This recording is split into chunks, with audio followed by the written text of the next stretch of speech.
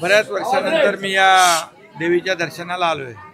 मेसाई देवीची यात्रा जेव्हा जेव्हा असायची इथे तेव्हा मी यायचो आणि आमचे सर्व ठाण्यातले लोक या गावामध्ये राहतात आणि त्यामुळे यावर्षी देखील त्यांची 2 दिवसाची यात्रा होती आणि त्या यात्रेला येण्याचा संधी मला मिळाली आणि त्यामुळे पुन्हा अनेक वर्षापूर्वीच्या आठवणी ज्या आहेत इथे सगळी लोक भेटली आणि खूप प्रेमळ सगळी माणसं आहेत आणि यांना भेटून खरंच आनंद झाला।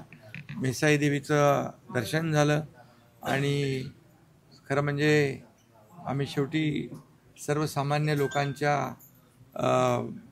व्यथा वेदना आणि सर्वसामान्यांचं सरकार म्हणून गेले 2.5 वर्ष आम्ही काम केलं। त्यामुळे या गावात देखील आल्यानंतर खूप बराच बदल झाला, विकास झाला आहे आणि लाडक्या बहिणी देखील मला भेटल्या, त्यांनी देखील आनंद व्यक्त केला आणि म्हणून एक जुन्या आठवणींना पुन्हा उजाळा या ठिकाणी मिळाला आहे। मी सर्व गावकऱ्यांना मनापासून खूप खूप त्यांना शुभेच्छा देतो।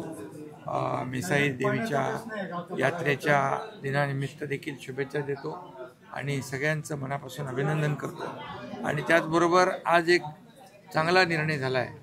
मराठी भाषेला अभिजात भाषेचा दर्जा देण्याचा एक जाहीर जी.आर. निघालेला आहे। 3 ऑक्टोबर 2024ला केंद्रीय मंत्रिमंडळामध्ये निर्णय झाला आणि त्याचा जी.आर. आज गजेंद्रसिंग शेखावत हे मंत्री यांनी आमचे मराठी भाषा मंत्री उदय सामंत यांना सुपूर्द केला आहे।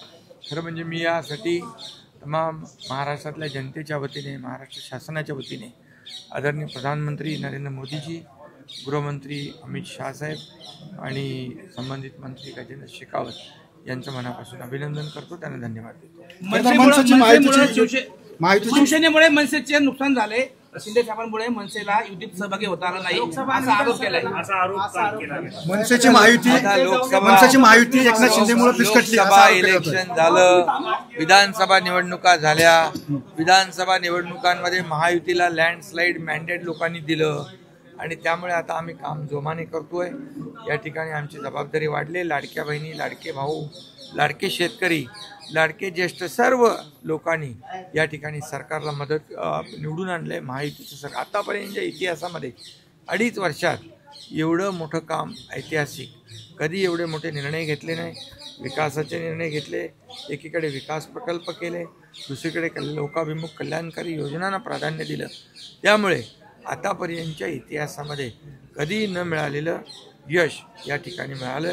त्यामुळे मी जनतेला धन्यवाद देईन। लोकसभा विधानसभा झाल्या, आता महापालिका स्थानिक स्वराज्य संस्था निवडणुका येतील, महायुती प्रचंड मताधिक्याने जिंकेल। आशिष शेलारांनी राज ठाकरेंची भेट घेतली। महापालिका निवडणुकीबाबत चर्चा झाली। पाण्याचा विषय जो आहे आता जिल्हाधिकारी संबंधित लोकांना बोलतो। आशिष शेलारांनी आज राज ठाकरेंची भेट घेतली।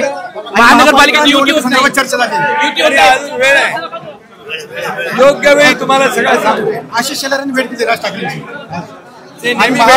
महापालिका संदर्भात त्याच्या संदर्भात चर्चा, महापालिका संदर्भात योग्य वेळ आम्ही योग्य।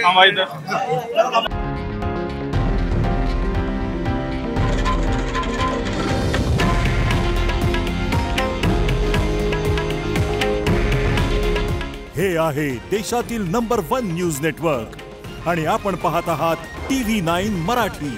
काळजी तुमची, हित महाराष्ट्राचं।